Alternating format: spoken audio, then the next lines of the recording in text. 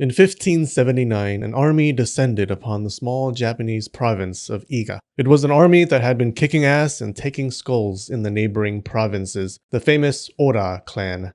The Iga defenders were outnumbered and running low on famous warlords of their own. They only had local no-name warriors and an army of villagers who just wanted to go back to a quiet life of farming and beating their kids. So, when they met the massive Oda army, they ran forward and demolished the invaders. Who were these village people, and how did they live, and how did they start the myth of the ninja?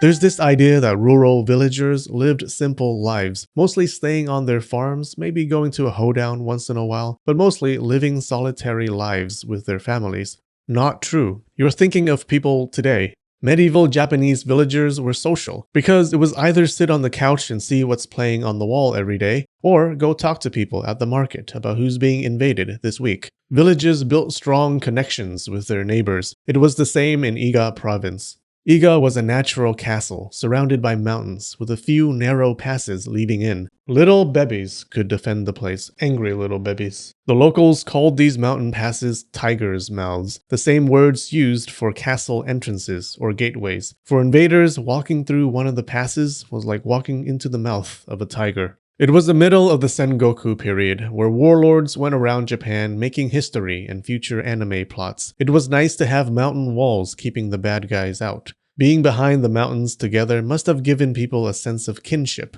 They called those beyond the mountains outsiders. As the central government weakened from all the pew-pew happening around the country, people started saying, I reckon we can govern ourselves. Then other people said, you don't think we need a strong samurai lord to lead us? And then they had a nice laugh. Communities started banding together and declaring independence. In 1494, at the southern border of Iga province, in a piece of land called Oyamato, people got together to create a self-governing community. They wrote 2 documents. One was a code of conduct signed by 350 commoners. It was a social contract with rules to keep everyone safe. One important rule was that members could not fight over land. You couldn't seize land or steal from others. A second document was signed by 46 Chisamurai, or country samurai, basically local small-time warriors. The warriors promised to keep the peace and to punish troublemakers.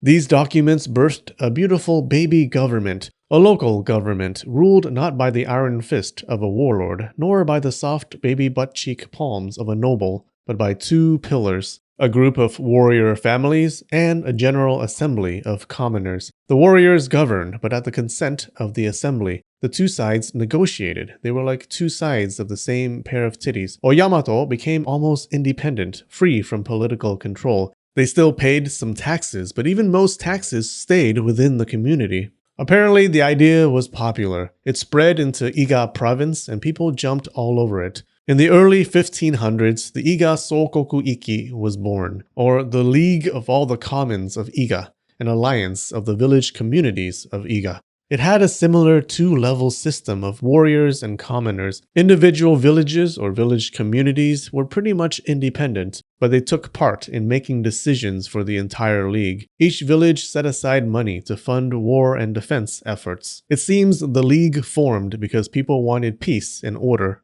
It was a time of war. Armies were going around rapping and pillaging the common folk. Bandits raided the countryside. The central government lost control. Warriors trained the common folk in war and policing. If a villager kicked ass in the battlefield, the League could even promote him to samurai. We don't know if the samurai status came with land, but it did come with prestige and influence. Becoming a samurai, even a local small-time one, was seen as honorable, and you got to lead men into battle.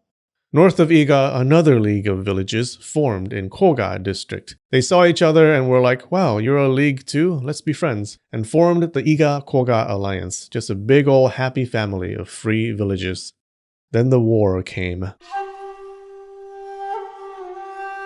The Iga-Koga alliance didn't stay behind their mountains, hiding like little boys who smell of milk breath. They were an actual faction. They allied with some lords in Omi province next door, fighting with them to keep the really terrifying warlords away. They even clashed with Oda Nobunaga, an actual demon. Turns out, these country samurai could tear up a battlefield like it was public bathroom toilet paper. They really got their hands dirty. They gained fame for being deadly fighters. Unfortunately, in 1573, Nobunaga wiped out their allies to the north and crushed Koga. He even made Koga troops a unit in his army. In 1579, Nobunaga's son, Nobukatsu, decided he could take Iga province from these little country samurai, using an army of almost 11,000 men.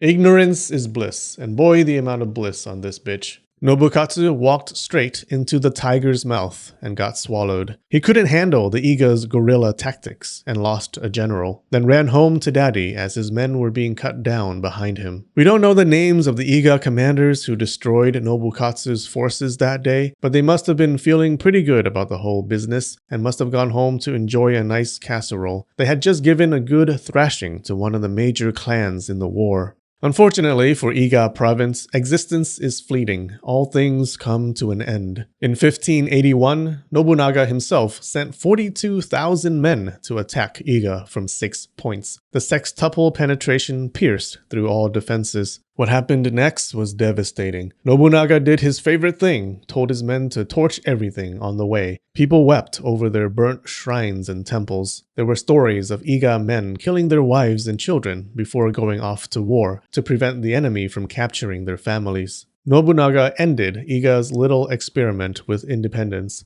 After the invasion, remnants of the Iga and Koga warriors continued resisting, using espionage and hit-and-run tactics, but they were doomed to fail. What did continue was their legacy, which survives to this day. Stories spread of these skilled fighters who attacked quickly before disappearing into the night. Truth was, they excelled in guerrilla warfare in general, but the stories played up their skills in secret warfare, like espionage and assassinations. The fact that they came from this mysterious, isolated region probably fed into this idea. The stories grew fantastical, creating the myth of the ninja. The ordinary people of Iga and Koga became ninja clans who lived in secret societies, dedicating their lives to stealth operations, performing magic hand signs, passing down secret ninja manuals, and never giving up.